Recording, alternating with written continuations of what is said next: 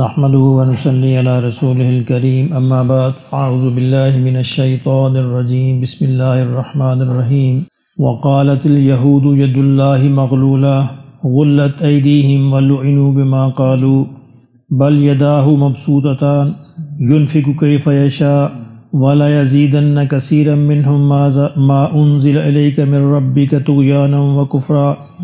وألقينا بينهم العداوة والبغضاء إلى يوم القيامة كلما أوقدوا نارا للحرب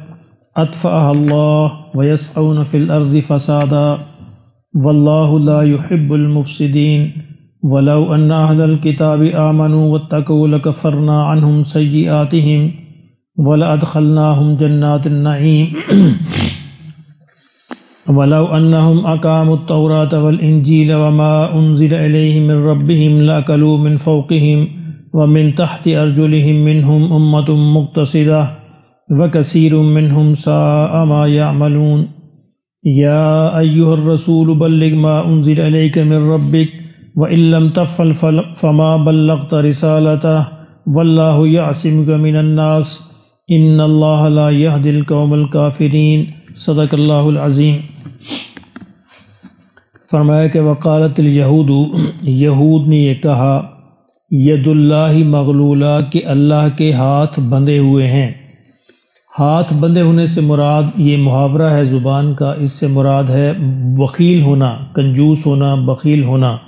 تو یہود ان دو معنوں میں یہ استعمال کرتے تھے۔ ایک تو یہ کہ اللہ نے جتنی بھی وہ شان و شوکت دی ہے وہ دوسروں کو دے دی ہے، ہمیں نہیں عطا فرمائی، اور دوسری وہ یہ کہتے تھے کہ نبوت کا ملنا جو ہے یہ بنی اسرائیل سے خاص ہے، اب اللہ کے ہاتھ بندھے ہوئے ہیں، وہ کسی اور کو نہیں دے سکتا۔ یعنی ان دو مفہوم میں اس جملے کو وہ استعمال کرتے تھے۔ محاورتاً اس کا معنی یہ ہے کہ کنجوس ہونا، بخیل ہونا، لیکن یہودی دونوں معنوں میں اس کو استعمال کرتے تھے کہ اللہ اب یہ نبوت کسی کو نہیں دے سکتا، اور دوسری جو جتنی عیش و عشرت ہے اور جتنی ساری چیزیں یہ ہمارے لیے ہیں، کسی اور کے لیے نہیں ہیں۔ غلت ایدیہم، اللہ نے فرمایا فوراً پہ کہ ہاتھ تو بندے ہیں ان کے، غلت ایدیہم، ان کے ہاتھ بندیں، وَلُعِنُوا بِمَا قَالُوا، اور ان پر لعنت ہو جو انہوں نے کہا، ان پر لعنت ہو جو انہوں نے کہا۔ اس سے یہ مسئلہ نکلتا ہے کہ اللہ رب العزت کے بارے میں کوئی بھی نازیبا کلمہ کہنا اسی طرح جرم ہے جس طرح نبی کے بارے میں۔ ہمارے ہاں مسلمان معاشرے میں یہ بڑا عجیب دستور چلا ہوا ہے کہ ہم نبی صلی اللہ علیہ وسلم کی عزت و ناموس کے بارے میں تو بہت حساس ہیں، ہونا بھی چاہیے، لیکن اللہ کے بارے میں نہیں ہے۔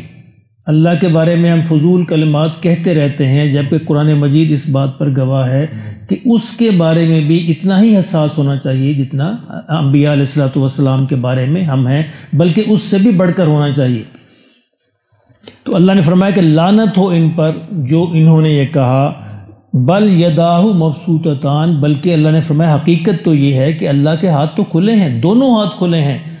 ينفق كيف يشاء، وہ جس کو جو چاہتا ہے عطا کرتا ہے، جس پہ جو چاہتا ہے خرچ کرتا ہے، تو اللہ کی اپنی حکمت پر ہے، اپنی مرضی پر ہے، وہ چاہے تو عطا فرمائے، چاہے تو نہ عطا فرمائے، اس کے دونوں ہاتھ تو کھلے ہوئے ہیں۔ انہوں نے جو کلمہ کہا ہے، اللہ نے فرمایا کہ اس پر ان پر لعنت ہو، اور جب اللہ کی طرف سے لعنت ہو جائے تو اس کا مطلب یہ ہے کہ وہ دنیا اور آخرت دونوں کے اندر مردود ٹھہرے، اب ان کی بخشش کے یا اب ان کی جنت میں جانے کے امکانات نہیں ہیں۔ کسی ولا یزیدن کثیرا منہم، فرمایا ان میں سے کثیر لوگ جو ہیں، اکثر لوگ جو ہیں، یہ تو بڑھ جائیں گے اس چیز میں، ما انزل الیک من ربک، جو تیرے رب کی طرف سے تجھ پر جو نازل کیا یعنی قرآن مجید، اس کی وجہ سے یہ بڑھ جائیں گے کس چیز میں؟ طغیانا و کفرا، سرکشی میں اور کفر میں، یعنی ان پر الٹا اثر ہوگا۔ قرآن مجید جو آپ پر اللہ نے نازل فرمایا ہے، اس قرآن کی وجہ سے فرمایا کہ یہ اپنی سرکشی میں اور اپنے کفر میں آگے بڑھ جائیں۔ کیوں؟ تعصب کی وجہ سے، ضد کی وجہ سے، عناد کی وجہ سے، اپنی انا کی وجہ سے، تو یہ الٹا اثر ہوگا اور یہ اور آگے بڑھ جائیں گے اپنی سرکشی میں اور اپنے کفر میں۔ وَأَلْقَيْنَا بَيْنَهُمُ الْعَدَاوَةَ وَالْبَغْضَاءَ إِلَى يَوْمِ الْقِيَامَةِ، فرمایا اللہ کہتے ہیں ہم نے اس کی پاداش میں، ان کے اس قول کی پاداش میں ہم نے ان کے فرقوں کے درمیان عداوت اور بغض پیدا کر دیا ہے، اب یہ عداوت اور بغض قیامت تک رہے گی، اور یہ تاریخ اس بات پر گواہ ہے کہ یہودیوں کے اپنے فرقے آپس میں قتل و قتال کرتے رہے، ہزاروں لاکھوں کے حساب سے ایک دوسرے کو مارتے رہے، تو اللہ نے کہا کہ ان کے درمیان یہ جو عداوت اور بغض ہے یہ ہم نے اب قیامت تک کے لیے پیدا کر دیا ہے۔ کلما اوقدوا نارا للحرب، اور جب بھی یہ جنگ کی آگ بھڑکاتے ہیں، اطفأها اللہ، اللہ اس کو بجھا دیتا ہے۔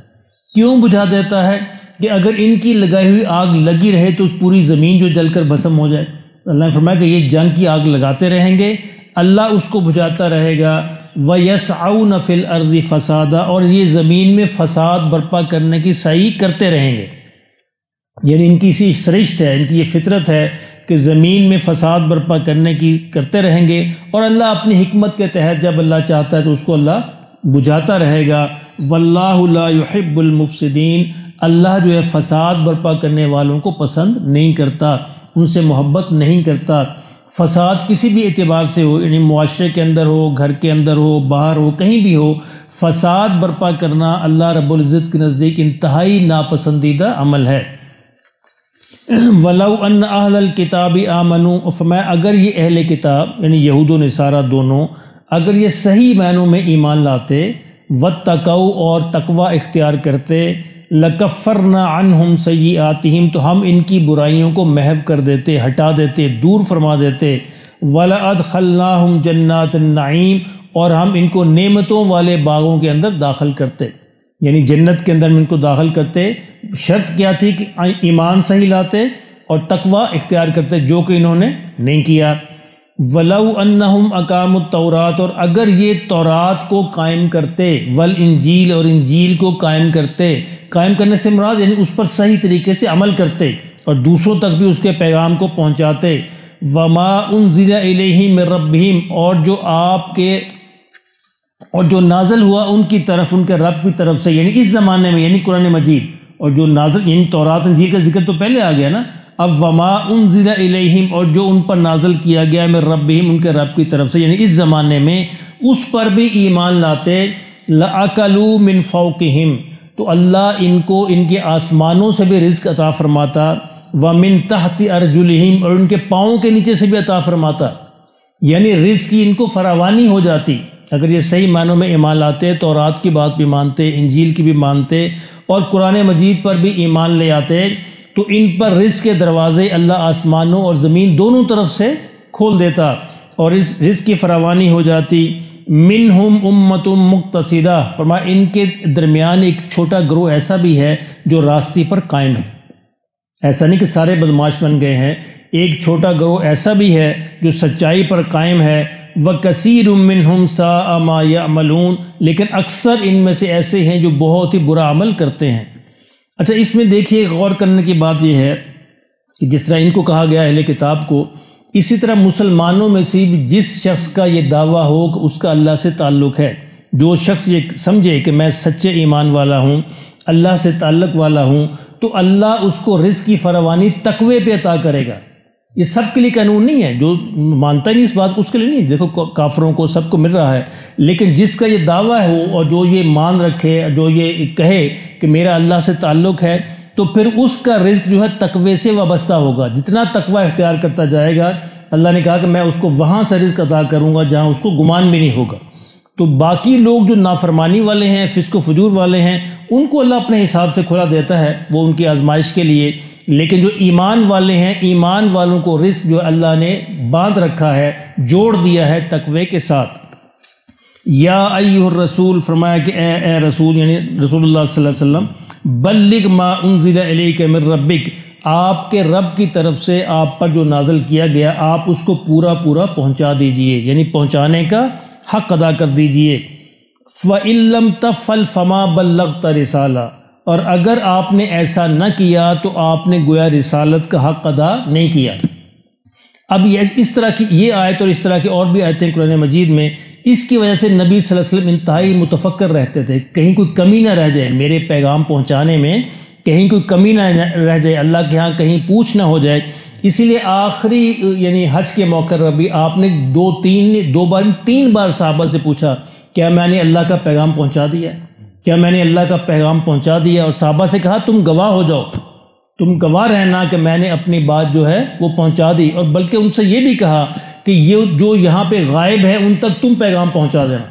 جو حاضر ہیں، وہ حاضر جو موجود جو میری بات سن رہے ہیں، ان کی ذمہ داری ہے کہ وہ ان تک اس بات کو پہنچا دیں جو یہاں پر موجود نہیں ہے۔ تو نبی کا سب سے پہلا فرض منصبی یہی ہوتا ہے کہ اللہ کی بات اور اللہ کے پیغام کو امت تک پہنچا دے، اور جو یہ کہے کہ نبی نے پہنچانے کا حق ادا نہیں کیا، گویا وہ قرآن کے خلاف کھڑا ہے۔ ہماری امت میں ایسے لوگ بھی ہیں جو کہتے ہیں نبی نے کچھ باتیں چھپا لیں۔ استغفر اللہ العظیم، نبی صلی اللہ علیہ وسلم کی شان اقدس کے خلاف ہے کہ وہ ایک لفظ یا ایک ذرہ بھی چھپائیں جو اللہ کی طرف سے ان کو عطا کیا گیا، کیونکہ ان کے منصب کے خلاف ہے، ان کا جو بنیادی ذمہ داری تھی اس سے خلاف ہے۔ اللہ نے یہاں بھی واضح فرما دیا کہ اے نبی، اے رسول، اگر آپ نے وہ پیغام نہ پہنچایا جو اللہ نے آپ کی طرف بھیجا ہے تو آپ نے رسالت کا حق ادا نہیں کیا۔ اور اب آگے فرمایا واللہ یعصمک من الناس، لوگوں کی آپ پرواہ نہ کریں، لوگوں سے اللہ آپ کو بچا لے گا، لوگوں سے اللہ آپ کی حفاظت کرے گا۔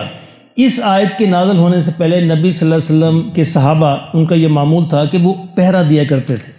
نبی صلی اللہ علیہ وسلم کے گھر پر بھی، اور جب آپ باہر بھی تشریف لے جاتے تو آپ کے ساتھ 2 3 4 صحابہ رہا کرتے اور باقاعدہ پہرے داری کرتے تھے۔ ابھی آپ جائیں اس میں ریاض الجنہ میں تو وہاں پہ وہ استوانہ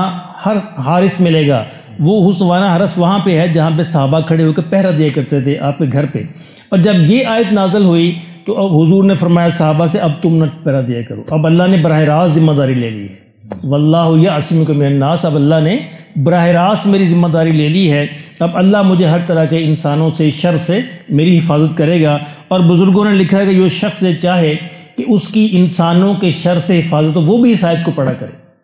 وہ بھی اس آیت کو بار بار پڑھا کرے، واللہ یعصمک من الناس، بطور ورد کے وظیفے کے پڑھے تو اللہ اس کی بھی حفاظت کرے گا انسانوں کے شر سے۔